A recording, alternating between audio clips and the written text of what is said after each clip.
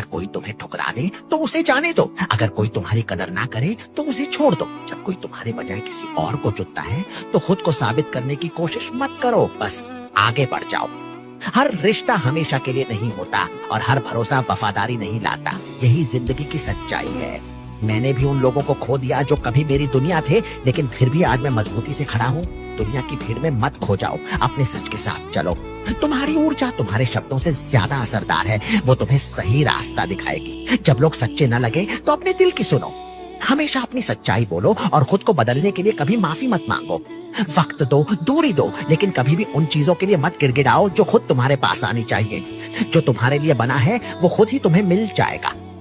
हर तूफान को रोका नहीं जा सकता, लेकिन अपनी नाव की